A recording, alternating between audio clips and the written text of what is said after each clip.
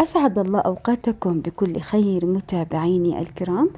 اليوم بكلمكم على قصتي مع الفتاة الذي تعرفت عليها صدفة في إحدى المولات التجارية.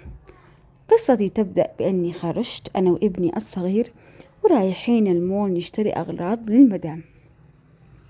خرجنا وإحنا في داخل المول أشوف واحدة مرة عينها على عيني، كأنها تعرفني ولساتها هي صغيرة ما بين 20 و25 سنة. قلت يمكن ربما تشبهني أو تشبه علي أحد من الشباب.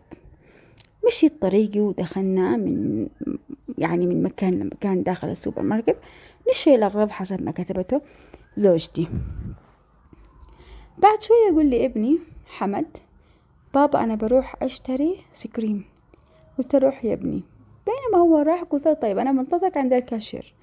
رحت أحاسب إلا وهي تجي ورايا تقول له امسك الورقة حقك طاحت. قلت ايش الورقة؟ أخذتها أفتحها إلا هو مكتوب رقم. استحيت وحمرت وقلت يا لطيف وش سوي المرة هذه. أخذت الرقم سريع ودخلته داخل المحفظة وبعدين دفعت الكاشير وجاء ابني وبزينا الحاجات ومشينا. روحت البيت نسيت الموضوع طبعا وخلاص وانشغلت 3 أيام لحد ما يوم فتحت البطاقة حقي قائمة المحفظة حقي أجي وأشوف الرقم مكتوب فيها ليال. خير من هذه ليال ذكرت إنها البنت اللي جابت لي الرقم وأنا في المول. قلت يا ترى وش تبي مني هذه البنت؟ بنت حلوة وجذابة وشكلها بنت مو إنسانة بسيطة، شكلها إنسانة مرتاحة وهاي. قلت خلاص بدق على الرقم وأشوف.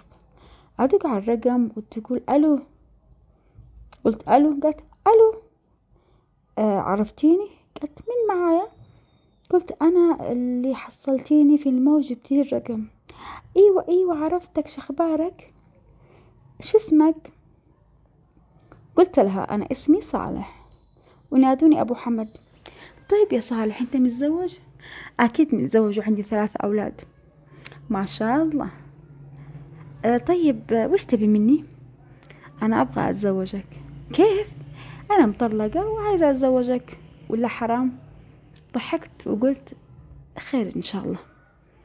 وبعدين دقت علي وقالت لي بعطيك 200,000 بس تتزوجني وتجي عند أهلي.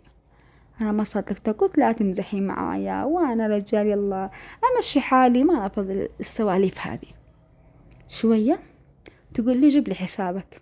جبت لها حسابي أشوف رسالة على تليفوني تم إيداع 200,000 ريال. مش معقولة، أنا بحلم ولا بعلم؟ أدق عليها أنت حولتي فلوس؟ قالت إيوه أنا حولتك 200,000 الآن على حسابك، بتجي تتزوجني؟ ضحكت وقلت تمام.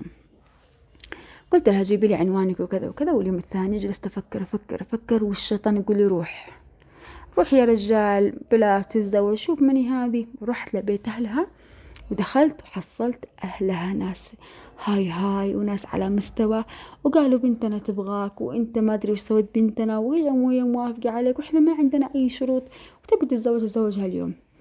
انا جني جنوني وروحت البيت واتصلت قلت انا بكره باجي اتزوجك. قالت له خلاص بنروح نعمل شهر العسل بأبو ظبي.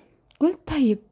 رحت اليوم الثاني وقالت لي تعال وجيب معاك المأذون، وانا رحت جبت معي المأذون وتمت الزيجة وسافرنا فعلا أبو ظبي. وكلمت المرأة إنه عندي عمل إضافي وكذا وكذا وصدقوا البيت. يا بوي عشت أحلى أيام بحياتي. شهر، أقل من شهر، 20 يوم شفت اللي ما شاف أحد. دلع وتمشية وحركات ومرة زي العسل. سبحان من خلقها. رجعت قالت خلاص يلا نرجع السعودية. ورجعنا السعودية وأنا رجعت البيت وكنت زي المدوخ. كانت قلت وش فيك يا رجال وش فيك؟ قال صالح في علم الغيب. المهم خرجت من عند المرة وأبغى أتكلم مع زوجتي. ألو أيوة. قالت لي افتح تليفونك. قال أيوة وصلني رسالة 300,000 سعودي. إيش هذه؟ قالت هذه علشان تطلقني. قال لها كيف تطلقك يا مرة؟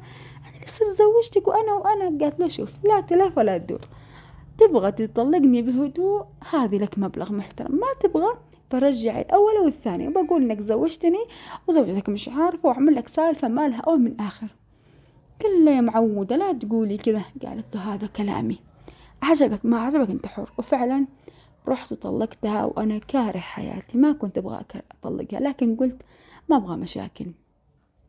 وطلقتها، واكتشفت إنها كانت متزوجة قبلي، وحصل إنه ضروري تفعل محلل، وأنا كنت المحلل الأخبل.